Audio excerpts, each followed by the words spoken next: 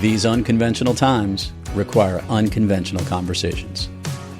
Listen in as your host, Richard Gordon, engages in one-on-one conversations with numerous leaders, elected officials, politicians, and others to learn what's happening in your state, on the Hill, and across America.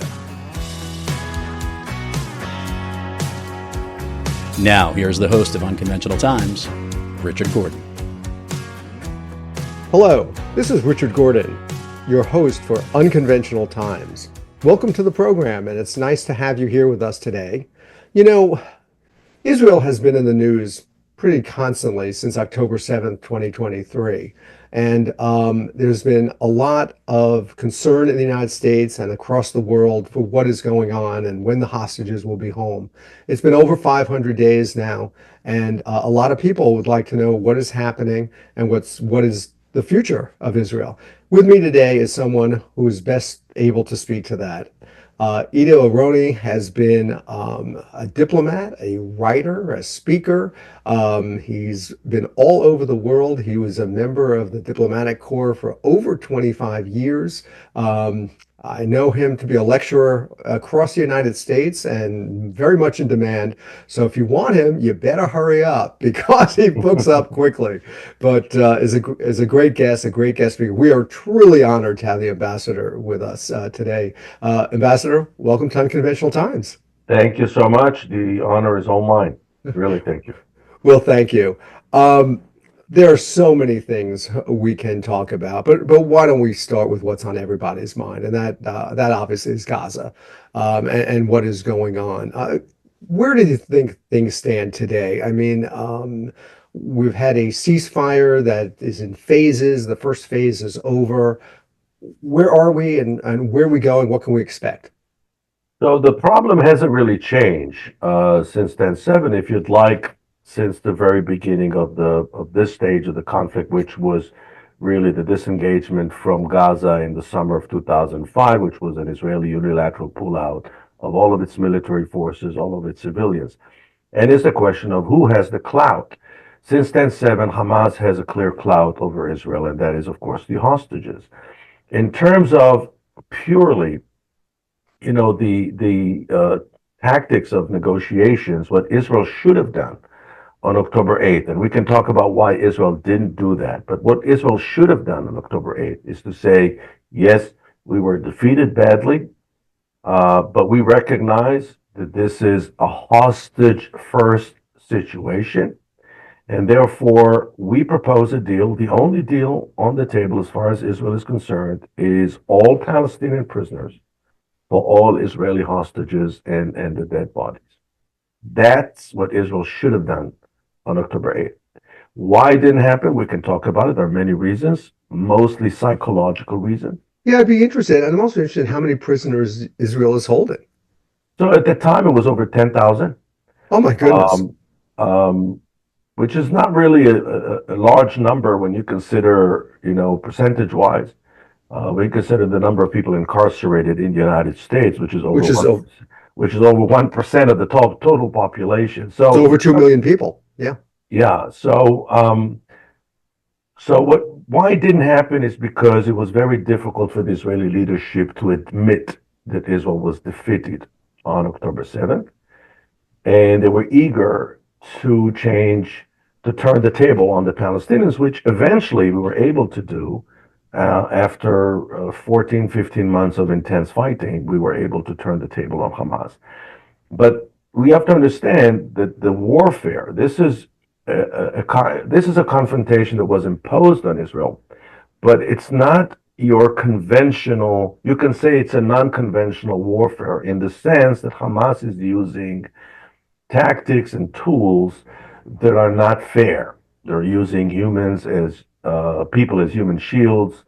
They don't really care about the humanitarian crisis. Their entire methodology is designed to put public pressure on Israel. And so in that regard, Hamas is not about the well-being of the Palestinians, and you're fighting an enemy that is not only brutal when it comes to Jews and Israelis, but it's also brutal when it comes to the Palestinians themselves. And that's a huge obstacle. And I'm not familiar with any nation state in recent history that had to deal with what Israel is dealing with, both in Gaza and in Lebanon with Hezbollah. Do you think Hamas would have made that deal? No. But even if Hamas had said no, it would have completely changed the positioning of the conversation. Israel then would have had the upper moral ground. We are the ones who proposed the deal. We were generous. We admitted that we are in a tough spot. And then if Hamas had declined, which probably they would have done that. They would have declined the Israeli deal. It would have given Israel all the legitimacy in the world to go in and do what needs to be done. So when we look at Israel, there's been a lot of controversy. There's been a lot of disagreement about how they handle the war. One of the things that comes up all the time, you talked about humanitarian aid. Why did Israel immediately bring in food? Why didn't it immediately bring in water? It almost looks to the outside world that they're holding back these essentials to life. Why Yeah. did they do it even just for to get the high road, as you spoke about it? So there's a misunderstanding, a fundamental misunderstanding about how this confrontation is being viewed by Western liberal democracies and how it's being viewed by the Israelis. And here's the difference. In the eyes of the Western world, the war is between Israel and Hamas. Hamas is viewed as, at the end of the day, a small organization, maybe 50,000 members, that hijacked the Gazan system. Israel doesn't see it that way. Israel looks at Gaza as a rogue political entity, if you may, a state.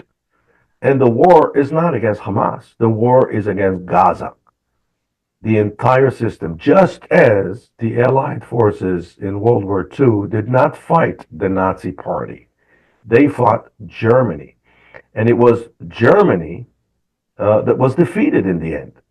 And the German people called the first day after the war ended day zero, meaning we have to start from scratch and build everything from scratch. This is how the Israelis see it. So the expectation that you will fight Gaza, this rogue state, and aid Gaza at the same time didn't seem to the Israelis as appropriate. And that's why there was a great deal of opposition, even from within the ranks of what you would call the more liberal political parties in Israel.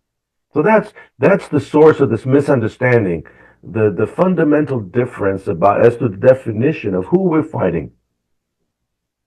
That's really interesting, and comparing it to Germany is very interesting because after World War II, there was a Marshall Plan, where the United States and the Allies, but mostly the United States, rebuilt Europe. I mean, no one's going to dispute that. The United States came in and completely rebuilt a demolished Germany and a demolished Europe. Do you see that for Gaza? Has that been the plan for what happens with Gaza? So first of all, as far as I can tell, there is no plan on the part of the Israeli government, which is very, very unfortunate. And the reason there is no plan is because of political constraints. It conflicts, it will collide with the very survival of the coalition, and therefore there is no plan. But if you ask me, that should be the plan. Absolutely, and you're right to mention the Marshall Plan, which not only did remarkably well rehabilitating Germany, transitioning Germany from a society that glorified violence, that tried to extinguish the Jewish people in an industrial fashion, but also Japan. Japan was a society highly militant, the same society that produced the attack on Pearl Harbor against all American conventional wisdom at the time.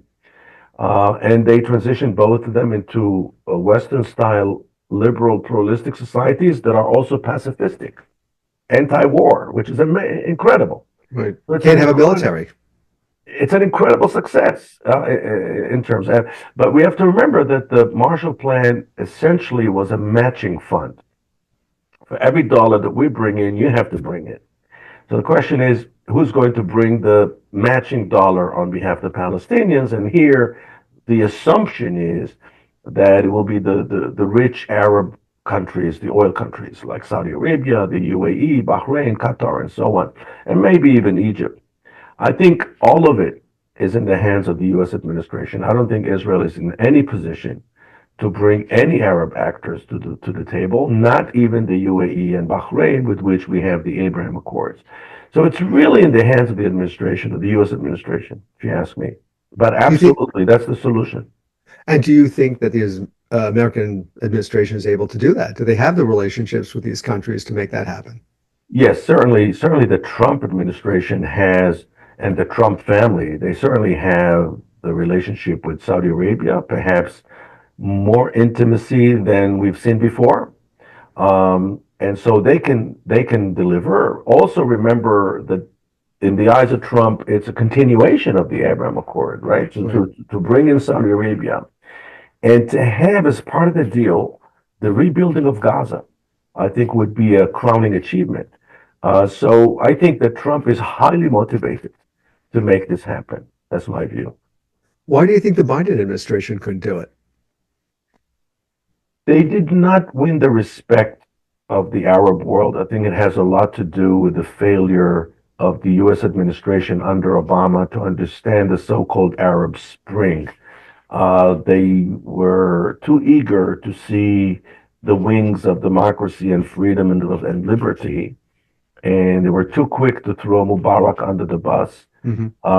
And while everybody else in the Middle East knew, we all knew, and in fact, there were plenty of commentators that publicly and openly spoke about the danger of getting rid of Mubarak so quickly. And everybody knew that what would happen is that the rise of the Muslim Brothers in Egypt. And so I think America lost a lot of credit. And then, of course, what happened in Syria under Obama, and the fact that he failed to meet his own red line, his own self-imposed red line. Nobody forced him to announce his red line. So I think that Biden paid the price for the failures of the Obama administration reading the situation in the Middle East. So, as best as we can tell, there are 59 remaining hostages being held captive in Gaza. Some are living, some are not.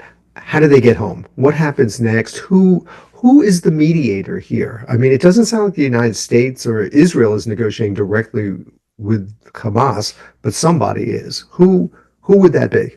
So you have to assume that at the end of the day, Israel has direct channels to talk to Hamas. Um, that must be a working assumption. I'm talking about people on the Israeli side that can actually pick up the phone and call Hamas. You have to assume that this ability exists. And why do I say that? Because it existed before, even shortly before 10/7, there were conversations between Israeli officials and Hamas officials. So, but having said that, when you're dealing such a delicate situation, again, remember, Israel is in a built-in disadvantage. We don't have any leverage. They have the leverage because they're holding our people. And so we are entering this, and we need the help of mediators. In this case, it was Qatar, and in some cases, it was Egypt. The United States I think that the leverage that the United States has is that Hamas truly believes that Trump is capable of stopping the humanitarian aid. Now, you have to understand that the so-called humanitarian aid is a major lifeline of embattled Hamas. They control the medication, they control the food, they control the water, they control all the other resources. They benefit from it financially. We know it. We have evidence for it. And so that's You a mean they real sell it to their own people? I mean, what are you saying they benefit? yes, absolutely. Absolutely. Everything is ransom. There's a whole culture of ransom. And so they're afraid that Trump will put an end to it. They trusted that the Biden administration will not put an end to it. That's the whole story. So when we see the trucks coming through, and sometimes they get held up at the border as they had this week, those trucks are necessary, I think what you're saying, for Hamas to use to fund itself. I mean, is that it? And their own people are buying the medical, the water, the food from their own people. Is that Yeah. largely what you're saying? Yes, absolutely. And we have evidence. Israel has plenty of evidence to support this claim. One of the things that people ask all the time, that Americans ask all the time, and one of the things that I think Israel is extraordinarily proud of, is trading prisoners for deceased Israelis, that Israel leaves no one behind. A lot of Americans don't understand that concept to release hundreds of terrorists in return for, as we saw a couple of weeks ago, for dead Israelis. What's the mindset behind that? So that's a part of the Israeli national ethos of mutual solidarity that comes from Judaism. One of the reasons Jews survived throughout the millennia, despite of thousands of years of persecution. If you think about it, all those who tried to eliminate the Jewish people, all those big super global powers are gone. Where are the Romans today, right? Where are the Egyptians or the Turks or the Spanish Inquisition, the Nazi Party? They're all gone, and the Jews are still here. What's the secret of the Jews' survival? And that's mutual solidarity. It's what we call in Yiddish landsmanship. It's Right. the fact that we came from the same village, or we come from the same culture, the same heritage. We have to take care of each other because otherwise we're not going to survive. It's a large family. It's a large family that survived against all odds. And so when you translate into the Israeli national ethos, when I send my kid to the army, I must be convinced 100% that whatever happens, the state of Israel will do its utmost to take care of me, to bring it back, to bring my child back. Or and the best example is the raid on Entebbe Hmm. in 1976. A lot of people don't know that, but it was not all Israelis. In fact, there were many Jews, European Jews, French Jews, Jews from North Africa on that airplane. They were not even Israeli citizens. And the state of Israel put its own soldiers at risk to rescue the Jews, not just Israelis, the Jews. And it's very, very important. When you read Israel's proclamation of independence, it pledges to defend Jews. When you look at Israel's law of return, which is the legal contract between Israel and the Jewish people, it's all about Israel seeing itself as a safe haven to all Jews or people of Jewish background. So it's not just about, technically being a citizen of the state of Israel. Israel exists as a solution to all Jews all over the world. Throughout the diaspora. As I recall, in Entebbe, only one person died, correct? Well, one soldier was One killed, and that soldier, was Yoni Netanyahu, but right, there were a couple of hostages that were killed. One of them was as well. a survivor whose name was Dora Bloch. So President Trump has talked boldly about the United States taking over Gaza and turning it into the Mediterranean, like the Riviera or something like that. What do you think of that? What do people in Israel think of that?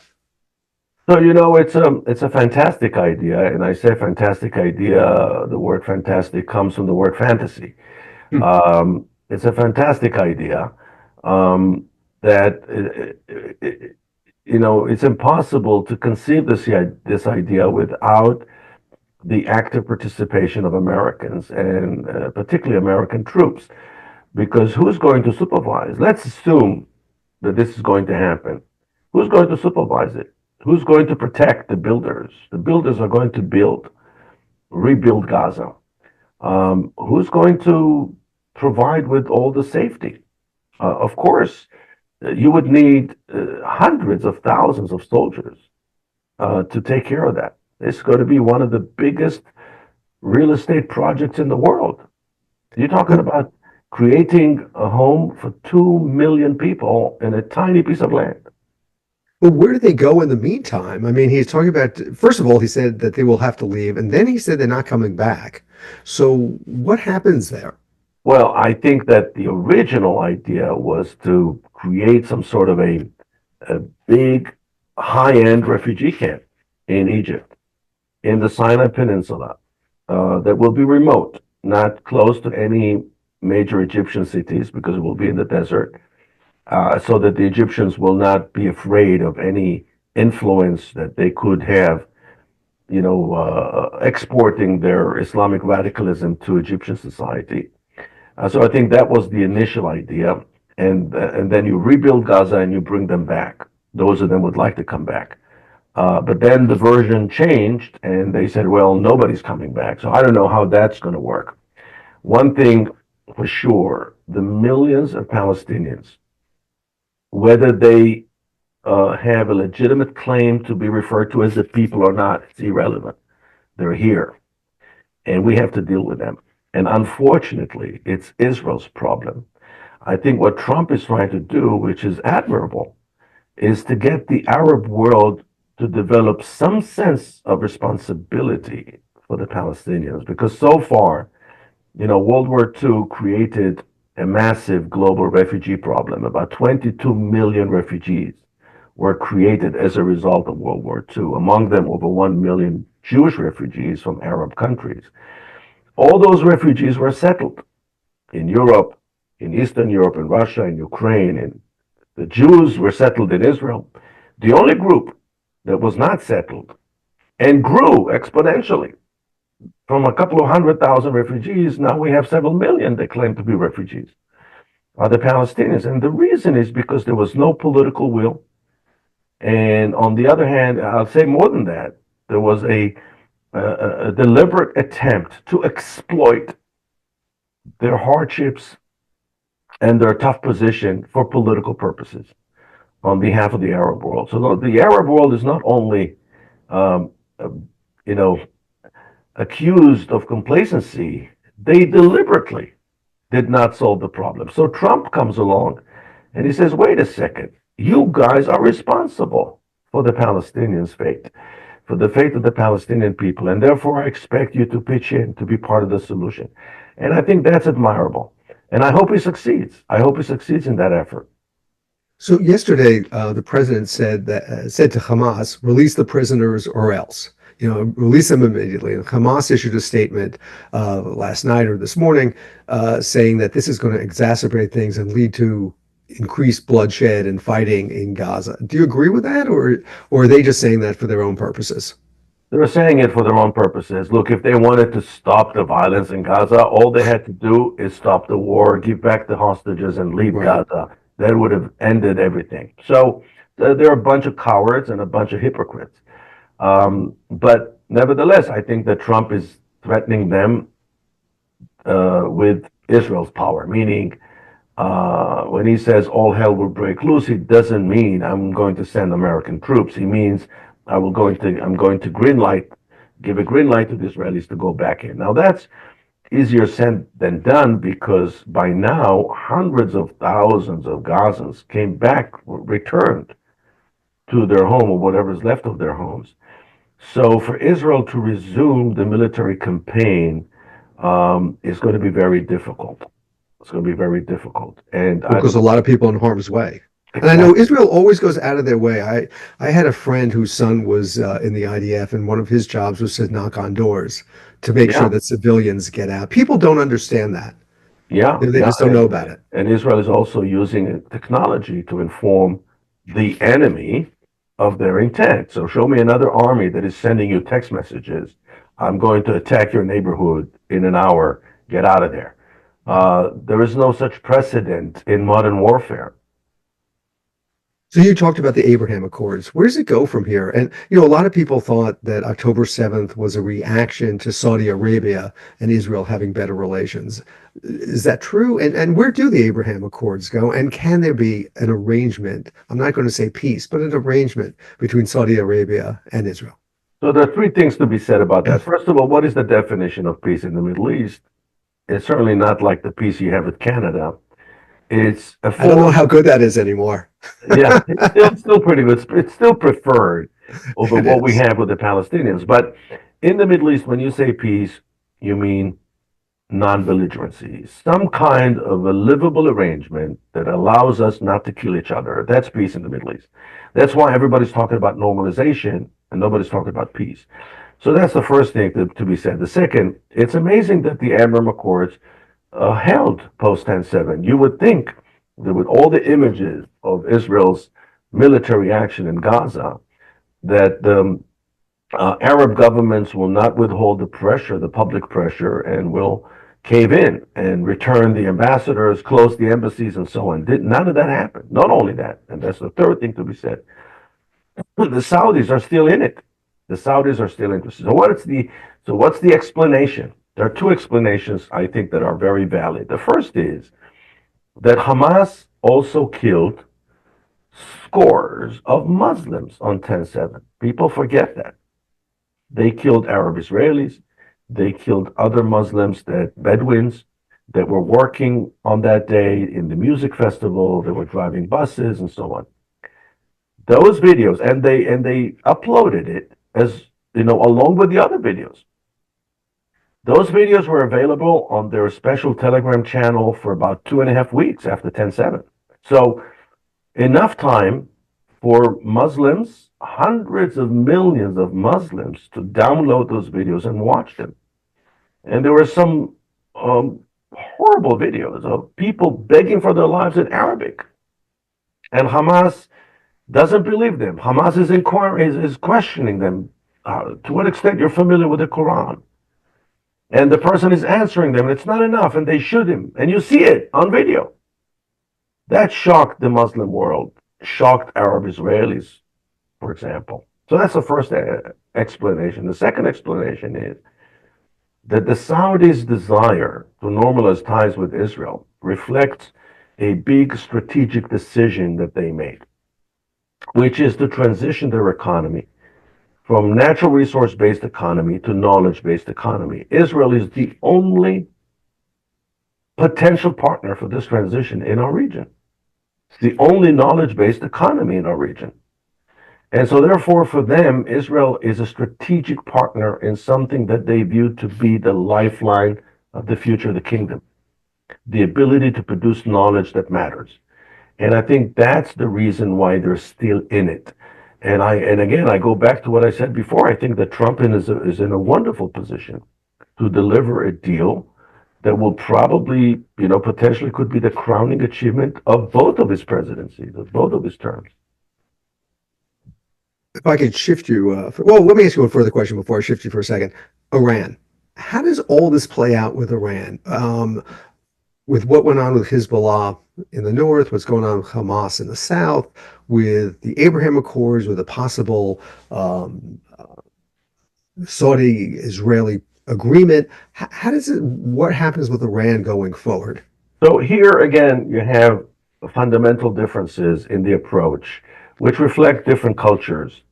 So the Israeli approach to Iran is that the main problem with Iran is the motivation of the regime. In other words, what is it that the Iranians believe in? What is it that they stand for? Because, they can develop nuclear weapons, but can also develop biological weapons.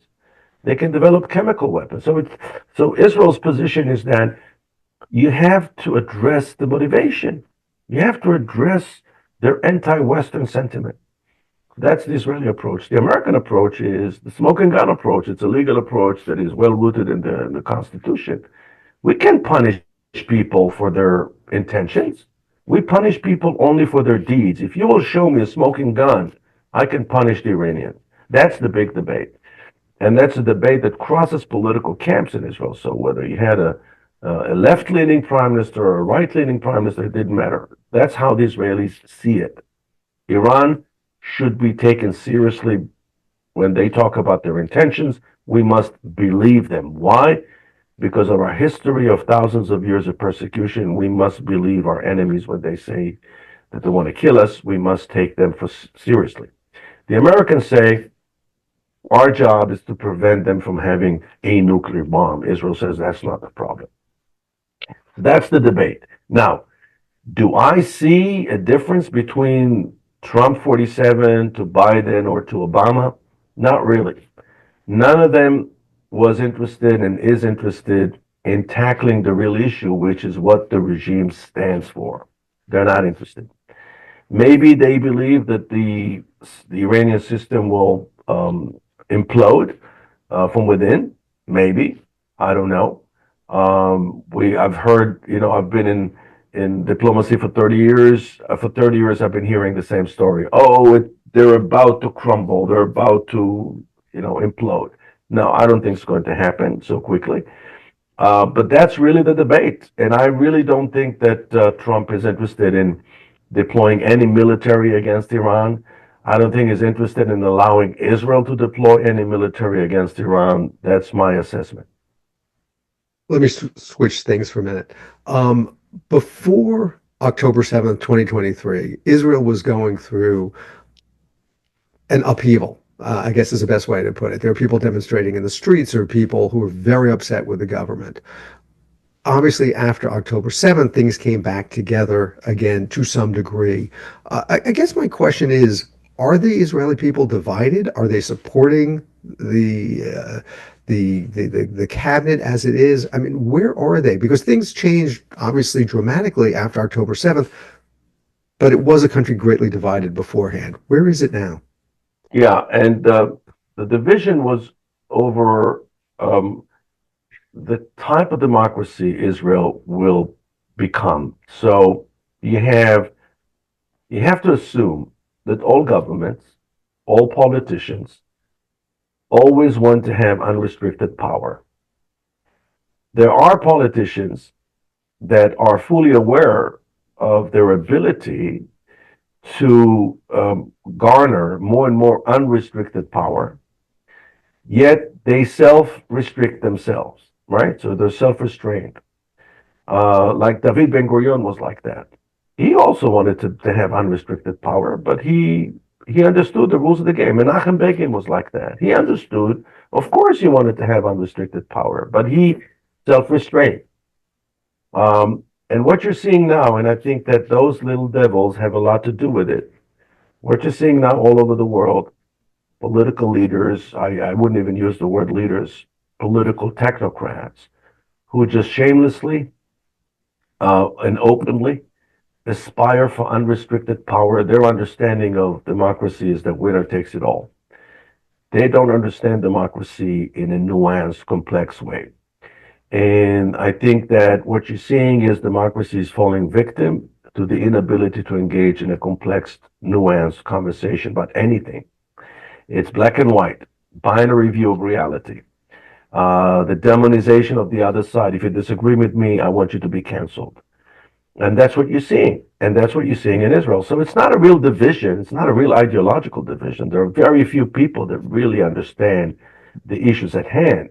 But what you have is a small group of Israeli technocrats who are hell-bent to gain unrestricted power. That's the story. They want to have unrestricted power, and they don't really care about the implications of it.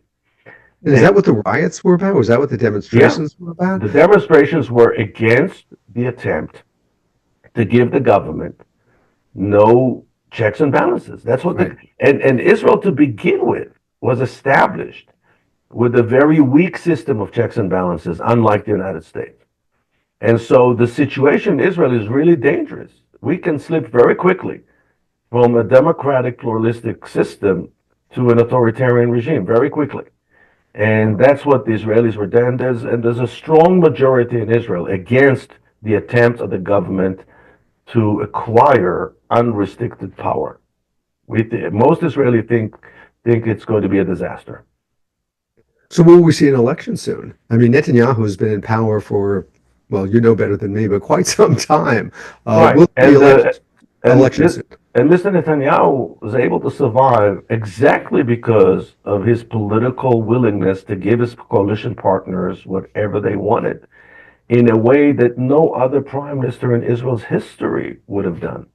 Not Menachem Begin, not Ariel Sharon. Nobody would have done what Netanyahu did for the sake of his own survivability and his own coalition survivability. There's no question about it. That's the Which secret. pushes the country sharply to the right, I assume. It's not even about right or left anymore. It's about political power, about what do I have to do in order to survive, and survivability is above all. That's the story. That's So the story. so And there is no plan. I mean, it's not right. there's a vision. I want to survive because I want to achieve this or I want to achieve that. None of that.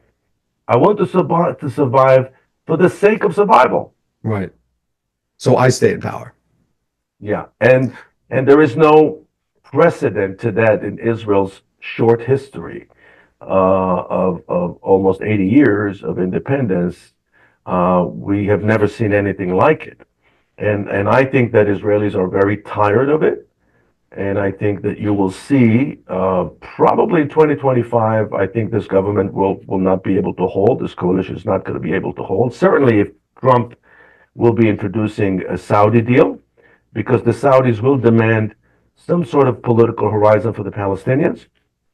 This coalition, this current far right coalition, will not be able to accept it. Plus, it seems to me they have two major hurdles to pass. One will be the budget, and the second will be the question of the military draft and the ultra orthodox. So, I think that sometime in 2025, this coalition will expire and we'll go to national elections. What could happen? Anything could happen in early national elections, but I think that there's a certain fatigue in the Israeli public from this current government. Who emerges in the opposition?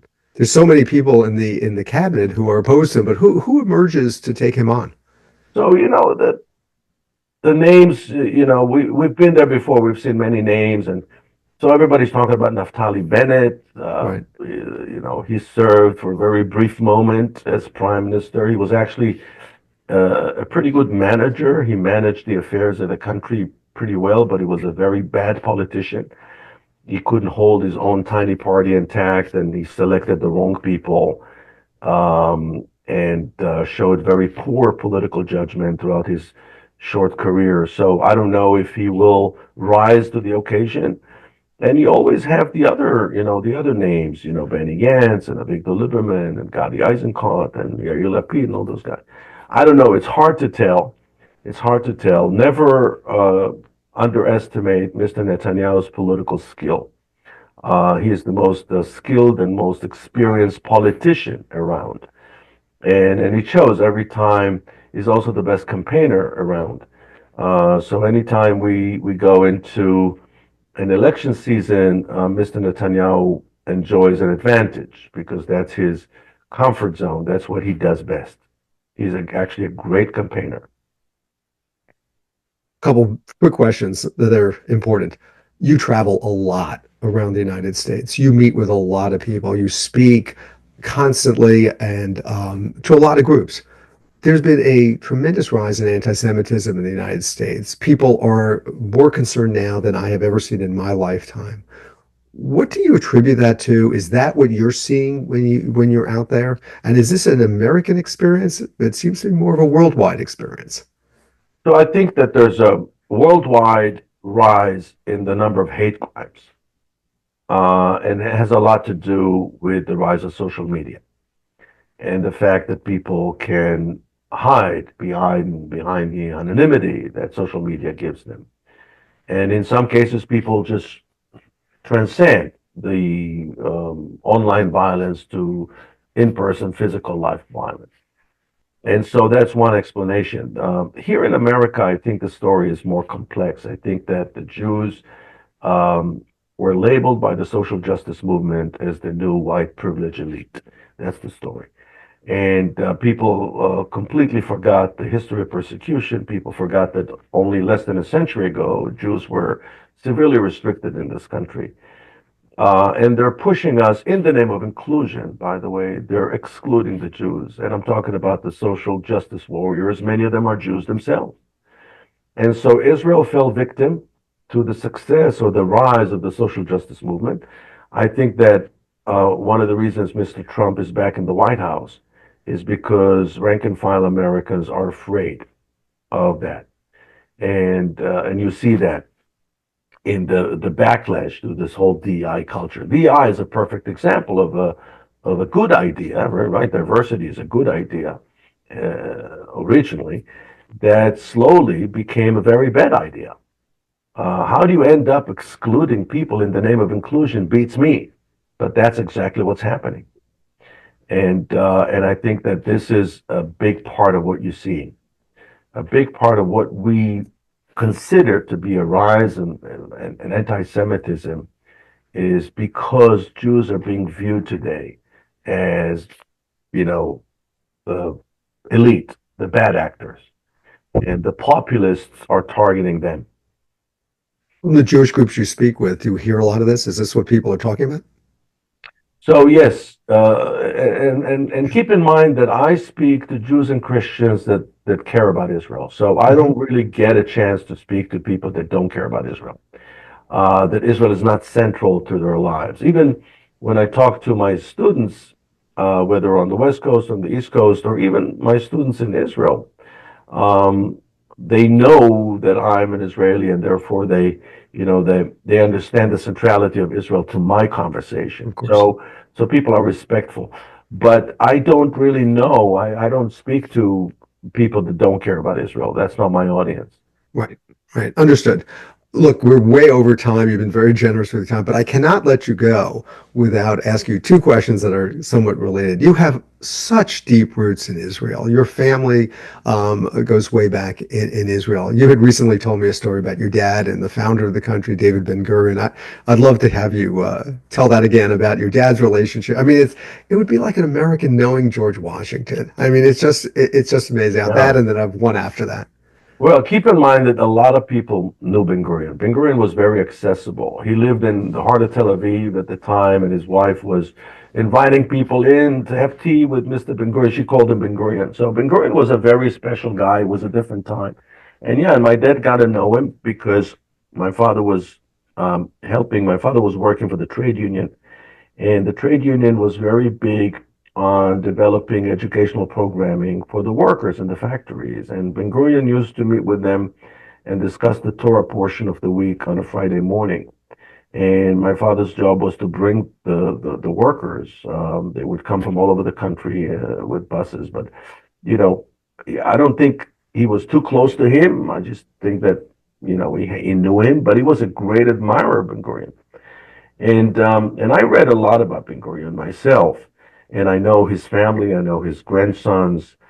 Alon Ben Gurion, his grandson, is a very close friend of mine. And the more I read about Ben Gurion, the more I'm convinced that Ben Gurion was a genius. And he made lots of mistakes. Don't get me wrong. He was a human being. He made lots of mistakes, and he had many faults. But the more you read about him, the more you're convinced the fact that he was able to taught himself languages. He had a different level of intellectual capacity and his understanding of the world. And I urge all of our listeners and viewers to watch the movie Ben Gurion Epilogue, which is about his style of leadership. One of the best documentaries that came out of Israel ever. It was made by Yariv Moser and Yael Perlov, both of them dear friends of mine from Tel Aviv University. It's a great documentary, Ben Gurion Epilogue. You can find it online. It's a must watch. And of course, Israel had many other great leaders. Well, you worked for one. I want to talk about that. It's my last question. Shimon Peres. I mean, you worked Right. for one of So I was Uri Savir. Uri Savir was Israel's chief negotiator with the Palestinians. Uri was selected for the job by Shimon Peres and Yitzhak Rabin when he was only 41 years old, and I was his assistant, and I was 30 years old. And it was a great experience, and I got a chance to witness Shimon Peres at work and his entire team. Shimon Peres was surrounded by a very, very good group of people. And of course, that brought me to the White House and, Bill Clinton and the signing ceremony in September of 1993. And it was quite an experience. That experience happened early on in my diplomatic career, and it kind of led me to believe that my entire career is going to be that, on that yeah, level, at that level. which of course didn't happen. But I learned a great deal, and Shimon Peres was a very special person, and on top of the fact that he was the most intellectually curious political leader I've ever seen. Um, he had this rare work ethics that people don't really appreciate. Not a lot of people talk about it, but Shimon Peres would accomplish in one day what other politicians that I worked with would accomplish in a week or two. He would accomplish in one day because he had such work ethics. He could work for 20 hours straight, Mm. and no exaggeration. and he would exhaust all the people around him. And I've never seen anything like it. And he was always creative. He was always sharp. He always had great ideas. And he was really about the well-being of the people, the well-being of the country. He was really not about himself. That's what I liked about him. So yeah, I've been blessed to meet people that I could learn from, and people that could be great mentors to me. An amazing history, an amazing future. I'm going to ask you one last thing. I said that was the last thing, but look, I actually was on your website, which is one of the best websites I've ever seen. I mean, it's Oh, really thank you. comprehensive. How do people find you? People who Uh, are listening, people who are watching, how are they going to find you? just Google my name, idoaharoni.com. It will come up, and I'm happy to talk to anybody. I'm happy to lecture and invite people to my lectures. I teach at Turo. I teach at Tel Aviv U. I'm a guest. I'm a visiting lecturer here in San Diego, and I'm happy. I'm happy to engage those who want to know more about Israel, the Middle East, and so on. Well, you've had an amazing career and miles to go before you sleep. So Thank really, you. Thank you. I appreciate all you do. I appreciate your being on our show. And as I say to my guests as we end, Ambassador Ido Aharoni, stay unconventional. So Thank you. Thank you. thank Thank you you. so much. Well, that was an interesting conversation. I know I learned a lot about Israel and the future, and it gives me a lot of hope. But we can never forget. We can never forget. There are still hostages and there's still families waiting for their loved ones to come home. And it is very important that we never forget that. And we keep talking about it because this is important. And when you stop talking about things like this, it fades away. And these are people who, for no fault of their own, were taken into captivity and have been held for an unimaginable over 500 days. So please keep the hostages in mind. And please join us again when we have another really unconventional conversation. Thanks for joining us today. You've been listening to Unconventional Times with your host, Richard Gordon. Check out all of the episodes of Unconventional Times on Apple, Google, Spotify, or wherever you listen to your podcasts.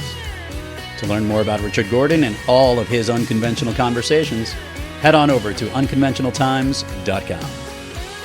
Thanks for listening.